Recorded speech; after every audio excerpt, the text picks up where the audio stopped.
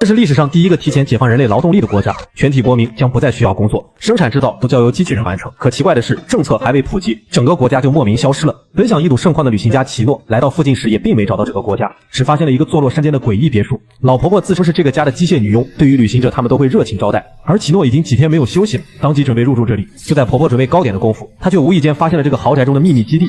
这里摆放着机器人的四肢，毫不夸张地说，这就是一个大型的机器人研究所。可突然，婆婆走出来告诉她，这里就是她诞生的地方，也是制造人员维修她的病房。他们身为机械仆人的工作任务只有一个，那就是满足主人下达的任何要求。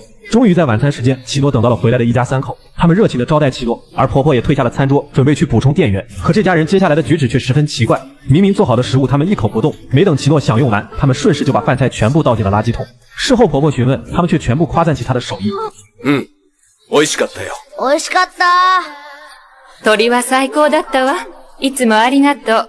如此诡异的家庭，奇诺也是第一次遇见。然而他只是一个过客，也不想打扰他们的生活方式。他准备从三人的口中打听有关于那个国家的事情，可这就像是触碰了他们的禁忌一般，眼神瞬间变成冰冷的机器，也闭口不提国家的任何事情。本以为维修摩托车的任务无望，机器人婆婆却带他来到了一个特别的地方。在这个湖水之下，坐落着鳞次栉比的建筑，他们不知出于何种原因毁灭于此，但奇诺也明白，这可能就是自己一直在寻找的国家。现在找人维修是没有门路了，奇诺只能自己组装摩托车上的零件。虽然大部分的问题都已经解决，可故障的速度表却始终维修不了。就在这时，婆婆突然带着工具箱出现，她轻而易举就修好了奇诺解决不了的问题。奇诺隐约的猜到了什么，但也并未多说。突然，婆婆瘫倒在地，嘲笑着说自己的机油可能要更换了。她能修好摩托车，却修理不好自己的身体。婆婆说，机器人也会有死亡的一天，现在可能她也要熄火了。家人们抱起婆婆，他们没有把她送去维修室，而是放在了床上。婆婆的生命已然来到了尽头，可他们却没有任何办法，只能无奈地看着婆婆安详离去。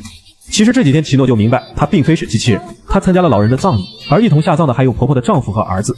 原来他们一直都和婆婆玩着角色扮演的游戏，也告诉奇诺他们的真实身份就是机器人。在摘下头颅的那一刻，终于露出了机器人的原本样貌。其实婆婆就是制造出他们的科学家，她早就厌倦了战争，一直潜心于机器人的研究，希望在解放人类劳动力的同时，让毫无意义的战争停歇。这本是一项造福人类的技术，当地种族间的敌对势力却害怕机器人投入战场，在实验当天对科学家的地址进行了轰炸，丈夫和孩子不幸遇难，而活下来的科学家也被残留的瓦砾击中，失去了当时的全部记忆，更认为自己是被人类制造出来的机器人偶。于是三个机器人顺理成章成为了他的家人。国家内战愈发激烈，最终走向了灭亡。而为了不让婆婆回忆起从前的痛苦记忆，他们建起水坝，彻底的将国家沉入湖底。奇诺了解了这个国家的历史，也到了他应该离开的时候，可三个机器人却想跟随奇诺一起离开。私たちはあなたの必要な人間になれます。友になれます。親になれます。